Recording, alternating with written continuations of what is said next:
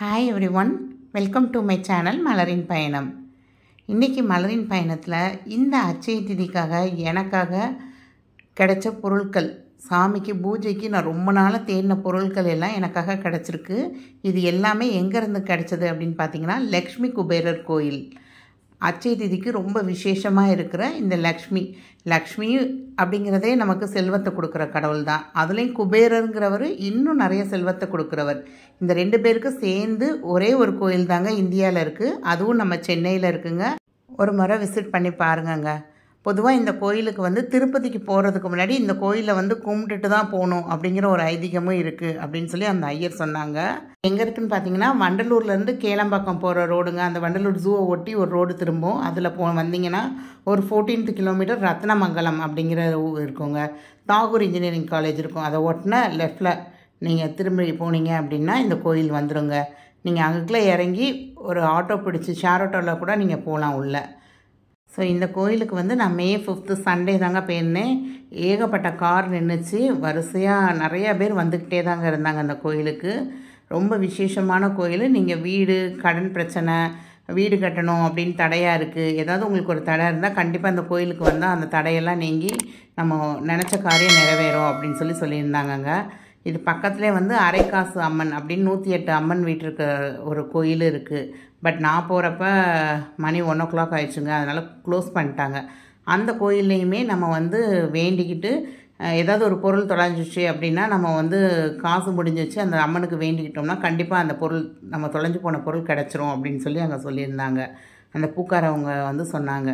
இங்கே இந்த கோயிலை பார்த்திங்கனாலே தெரியும், எல்லாமே க்ரீன் கலரில் தாங்க இருக்கும். நான் உங்களுக்கு காமிச்ச பொருட்களுமே மோஸ்ட்லி உங்களுக்கு க்ரீன் கலரில் தான் இருக்கும். அந்த பை, அவங்க கொடுத்த அந்த ஃபோட்டோ எல்லாமே பார்த்திங்கன்னா க்ரீன் கலரில் தான் இருக்கும். ஏன்னா குபேரனுக்கான நிறம் பச்சை கலர்.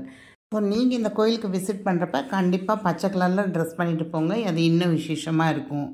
ஸோ இந்த கோயிலுக்குள்ள வீடியோ ஃபோட்டோஸ்லாம் அலோடு கிடையாதுங்க. ஸோ நான் உள்ளே நுழையிறப்ப தெரியாமல் வீடியோ எடுத்துட்டேன். அந்த ஸ்டெப்ஸில் ஏறப்போ அந்த கிளிப்பிங்ஸ் கொஞ்சம் ஆட் பண்ணியிருக்கேன். அப்புறம் ஒரு சில பேர் எடுத்திருந்தாங்க, அவங்கள்ட்ட கடன் வாங்கி அந்த கிளிப்பிங்ஸே இதில் ஆட் பண்ணியிருக்கேங்க. கண்டிப்பாக இந்த கோயிலை ஒரு முறை விசிட் பண்ணி பாருங்கள். இங்கே நவகிரகம் இருக்குங்க. அந்த நவகிரகம் இங்கே என்ன விசேஷம் அப்படின்னு பார்த்தீங்கன்னா, அங்கே தெரியுது பார்த்தீங்களா, வாகனம், அந்த நவகிரகத்தோட வாகனம் அவங்களோட மனைவியாரோட, சனி பகவான் அவங்களோட மனைவியாரோட குடும்பமாக இருக்கிற மாதிரி இருந்ததுங்க. நம்ம இங்கே 100 rupees கொடுத்தோம் அப்படின்னா பர் பர்சனுக்கு 100 rupees கொடுத்தா ஒரு பச்சை கலரில் ஒரு பை கொடுக்குறாங்கங்க. ஸோ அந்த பைக்குள்ளே உள்ள திங்ஸை வச்சு நம்மளை சாமிக்கு முன்னாடி உட்கார வச்சு ஒரு சின்ன பூஜை பண்ணி நமக்கு அந்த பையில் உள்ளது எல்லாமே நமக்கு பிரசாதமாக திரும்ப நம்ம கையிலே கொடுத்துட்றாங்க. அந்த பூஜைக்கு கூட இதில் என்ன விசேஷம் இருந்தது அப்படின்னு பார்த்தீங்கன்னா, அந்த மணி அடிக்க மாட்டுறாங்கங்க. அந்த மணிக்கு பதிலாக காசையே அள்ளி அள்ளி போடுறாங்க. அந்த காசு சத்தம் தான் மணி சத்தம் மாதிரி.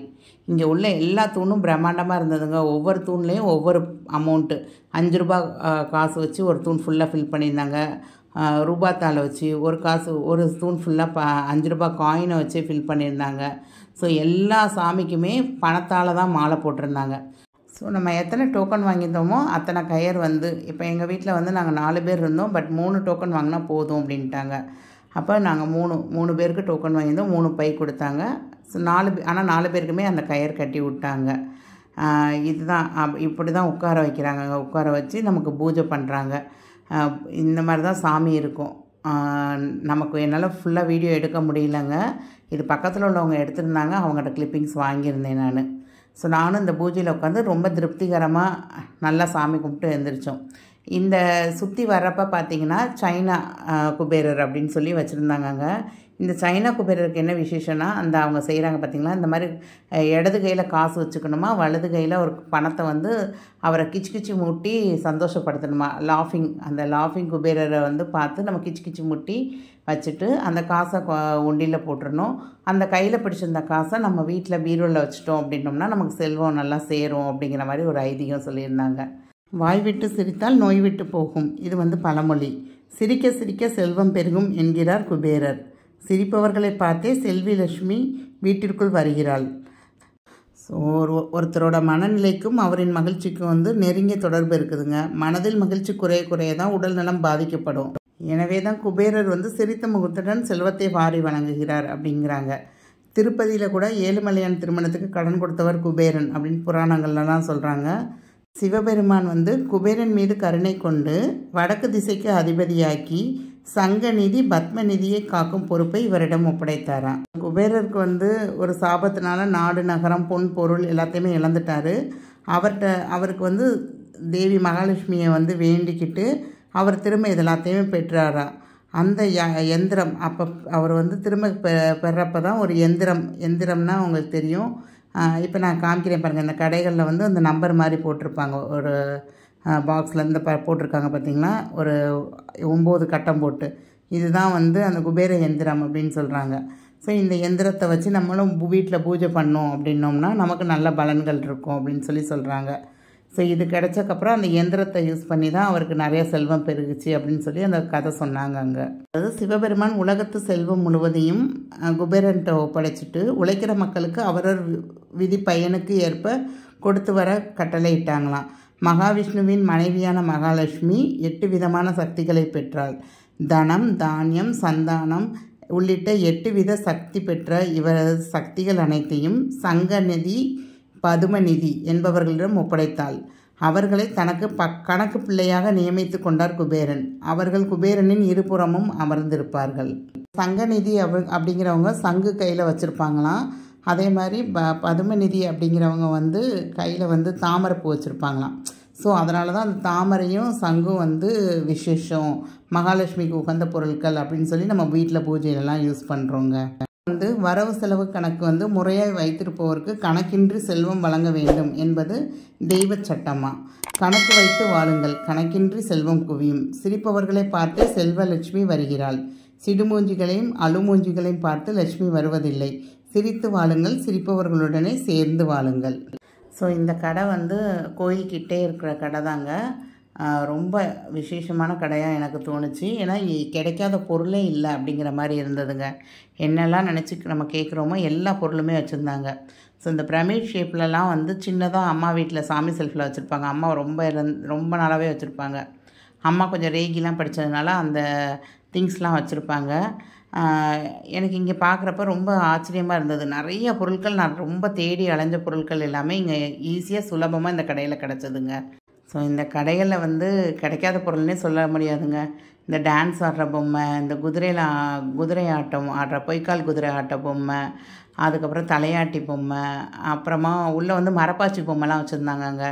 ஸோ அந்த மரப்பாச்சி பொம்மைலாம் வந்து மிந்தி வந்து அது ஜோடியாக தான் வச்சுருக்கணும் அப்படின்னு சொல்லுவாங்க.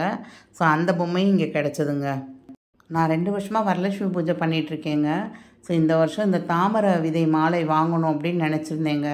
ஒரு 4 நாளைக்கு முன்னாடி தான் நினச்சேன். அதை உடனே கிடச்சிருச்சு.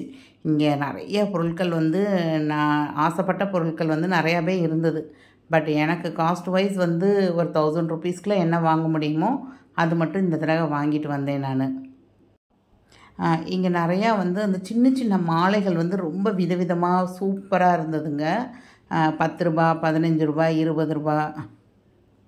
அதே மாதிரி இங்கே நிறையா அந்த கண் திருஷ்டி கீச்செயின், அந்த கண் திருஷ்டிக்கு படுற மாதிரி இருக்கும்னா அந்த கீச்செயின் இருந்ததுங்க. நான் இதில் ஒரு கீச்செயின் வாங்கினேன். நம்ம வண்டி சாவி இல்லை ஏதாவது ஒன்று போட்டு வச்சுக்கலாம் அப்படின்னு சொல்லி வாங்கினேன். அப்புறம் இந்த சாமி படம், இங்கே கோயிலில் இருந்த அந்த சாமியோட படம் எல்லாமே வாங்கினேங்க. இந்த மரப்பாச்சி பொம்மை தாங்க சூப்பராக இருந்தது. இது ஆனால் வச்சுருக்கிறது வீட்டில் ஒரு சில பேர் நல்லதுங்கிறாங்க. சில பேர் இது வந்து ஒத்தையாக வீட்டில் வச்சுருக்கக்கூடாதுன்னெலாம் பயன்படுத்துகிற மாதிரி சொன்னாங்க. பட் நான் இது மாதிரி சின்ன வயசில் இந்த மாதிரி பொம்மையெல்லாம் வச்சு விளாண்டுருக்கேங்க. எங்கள் பெரியம்மா வீட்டில் வச்சுருந்தாங்க, நான் அங்கே வச்சு விளாண்டுருக்கேன், எனக்கு ஞாபகம் இருக்குது. ஸோ நீங்கள் யாராவது இந்த மாதிரி மரப்பாச்சி பொம்மையெல்லாம் வச்சு விளாண்டுருக்கீங்களா, அதெல்லாம் இன்னும் வச்சுருக்கீங்களா அப்படின்னு கமெண்ட் பண்ணுங்கள். அது வீட்டில் வச்சுருக்கலாமா அப்படிங்கிறதையும் எனக்கு கமெண்ட் பண்ணுங்கள். நெக்ஸ்ட்டு இங்கே வந்து மகாலட்சுமிக்கு உகந்த சங்குங்க, வலம்புரி சங்கு வாங்கணும் அப்படின்னு ஆசைப்பட்டேன். ஸோ நான் கேட்டப்போ இருக்குது அப்படின்னு சொல்லி காமிச்சாங்க. இந்த மாதிரி கோடு கூட வர்றதுக்கு பேர் டைகர் சங்கு. அது வந்து இன்னும் விசேஷமானது. இந்த வெள்ளை சங்கை விட அந்த டைகர் சங்கு வந்து இன்னும் விசேஷமானது அப்படின்னாங்க.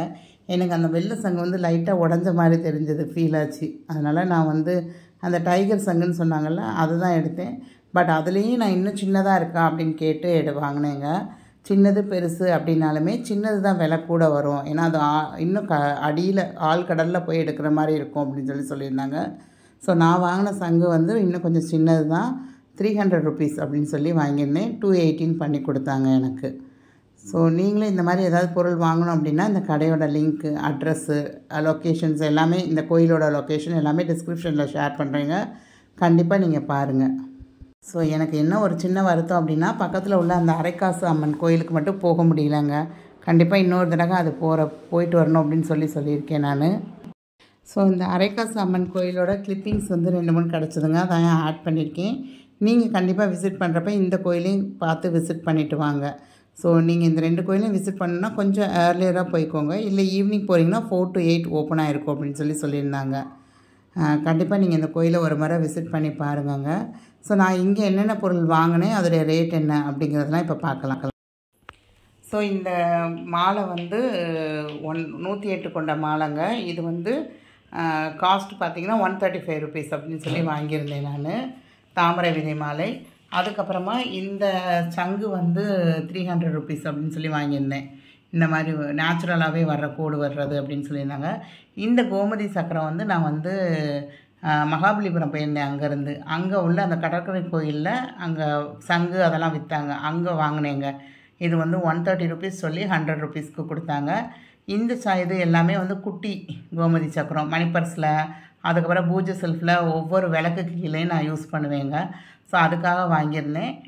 இது வந்து அடுத்த தடவை இதே மாதிரி நிறையா கிடச்சிது அப்படின்னா வாங்கி நம்ம வீட்டு வரலட்சுமி பூஜைக்கு வர்றவங்களுக்குலாம் கொடுக்கணுன்னு ஆசைப்பட்டேங்க. இது வந்து 4 இது வந்து 20 ரூபா, 1 5 ரூபா மெனிக்கு விழுந்தது. இது எல்லாமே வந்து ஒரு பீஸ் வந்து 10 rupees, இந்த மாதிரி பெருசாக இருந்தது. கொஞ்சம் பெருசாக இருந்தால் 20 rupees அப்படின்னு சொல்லி இது மொத்தமாகவே 100 rupeesக்கு கொடுத்தாங்க. இந்த பைக்குள்ளே வந்து என்னெல்லாம் இருந்தது அப்படின்னு பார்த்தீங்கன்னா, இந்த இருக்குது பாருங்கள். இதுதான் அங்கே நம்ம அர்ச்சனை பண்ணுறப்ப கொடுக்குற பை நமக்கு. இந்த பைக்குள்ளே என்ன இருந்தது அப்படின்னு பார்த்தீங்கன்னா, அவங்க அர்ச்சனை பண்ணி கொடுத்தது வந்து எனக்கு ஒரு தாமரைப்பூ கொடுத்துருந்தாங்க. அதுக்கப்புறம் இந்த மாதம் ஒரு மேகசின் போடுவாங்க போல் அவங்க, அந்த மேகசின் ஒன்று கொடுத்துருந்தாங்க. இதில் வந்து அச்சய திதிக்கு என்ன போட்டிருக்கு என்னங்கிறதெல்லாம் படிச்சுட்டு நான் கண்டிப்பாக உங்களுக்கு ஷேர் பண்ணுறேங்க. அப்புறம் அங்கே கொடுத்த பிரசாதம் தாங்க. ஏற்கனவே ஒரு பாக்கெட் பிரித்து போட்டிருக்கேன். இந்த பார்த்திங்கன்னா இந்த பச்சை கலர் குங்குமம், இதுதான் குபேரருக்கான குங்குமம்மா உங்களுக்கு. ஸோ வெளியே போகிறப்ப நம்ம அதெல்லாம் வச்சுட்டு போனோம் அப்படின்னா நமக்கு ஒரு பாசிட்டிவ் அட்ராக்ஷன் வரும் அப்படின்னாங்க. இது வந்து சாமிக்கு வந்து பூஜை பண்ணி கொடுத்த காசுங்க. இதை நீங்கள் மணிப்பர்ஸில் வச்சுக்கோங்க அப்படின்னாங்க. இந்த சின்ன தாமரைப்பூ வந்து குழந்தைங்களுக்கு வந்து ஸ்கூல் போகிற குழந்தைங்க யாராவது இருந்தால் அவங்க கையிலே கொடுத்து வைங்கங்க, நல்லா படிப்பு வரும். இது வந்து ஒரு சின்ன வெள்ளியில் செஞ்ச ஒரு தாமரை, சின்ன தாமரை. ஸோ இதுதான். இது வந்து நாங்கள் 3 பேருக்கு நாங்கள் 100 ரூபா டிக்கெட் எடுத்தனால 3 பேருக்குமே ஒரு காயின் அந்த தாமரைப்பூ அதை வச்சு கொடுத்துருந்தாங்க. ஸோ இதெல்லாமே பூஜை பண்ணதில் கிடச்சிதுங்க எனக்கு. ஸோ ஓவராலாக இந்த பூஜையை முடிச்சுட்டு வெளியே வந்ததுக்கப்புறம் நான் ரொம்ப நாளாக வாங்கணும்னு நினச்சேன். இந்த கோமதி சக்கரம் கிடச்சிது, இந்த சங்கு கிடச்சிது, இந்த மாலை கிடச்சிதுங்க எனக்கு. இந்த எந்திர ஃபோட்டோ அவங்களே கொடுத்தாங்க. நீங்கள் மணிப்பர்ஸில் வச்சுக்கோங்க மேம், உங்களுக்கு இது நல்லாயிருக்கும் அப்படின்னு சொல்லி அந்த கடைக்காரர் கொடுத்தாரு. ஸோ ரொம்ப ஹாப்பியாக ஃபீல் பண்ணேங்க. இது வந்து பூஜை பண்ணி கொடுத்த கீச்செயின்ங்க. நீங்கள் வீட்டு பீரோல் சாவியில் இல்லை வீட்டு சாவியில் மாட்டிக்கோங்கன்னு சொல்லி ஐயர் கொடுத்தது இது. ஸோ இந்த வீடியோ உங்கள் எல்லாருக்கும் பிடிச்சிருக்கும் அப்படின்னு நினைக்கிறேன். ஸோ இந்தியாவிலே ஒரே ஒரு கோயில் தான் இருக்குங்கிறப்ப கண்டிப்பாக இதை விசிட் பண்ணி பாருங்க. மலரின் பயணம் வியூவர்ஸ் எல்லாருக்கும் அச்சய திதி நல்வாழ்த்துக்கள்ங்க. கண்டிப்பாக இந்த அச்சய திதிக்கு தங்கமோடு சேர்ந்து நல்ல ஆரோக்கியமும் பெருகட்டும். இந்த வீடியோ வந்து உங்கள் ஃப்ரெண்ட்ஸ் அண்ட் ஃபேமிலி மெம்பர்ஸ்க்கும் யாருக்காவது தேவைப்பட்டால் கண்டிப்பாக ஷேர் பண்ணுங்கள், லைக் பண்ணுங்கள். சப்ஸ்கிரைப் பண்ணாமல் பார்க்குறவங்க கண்டிப்பாக சப்ஸ்கிரைப் பண்ணிவிட்டு பாருங்கள். தேங்க்ஸ் ஃபார் வாட்சிங் த வீடியோ. நெக்ஸ்ட்டு ஒரு சூப்பரான மகாபலிபுரம் வீடியோவில் நம்ம சந்திக்கலாம். பாய்.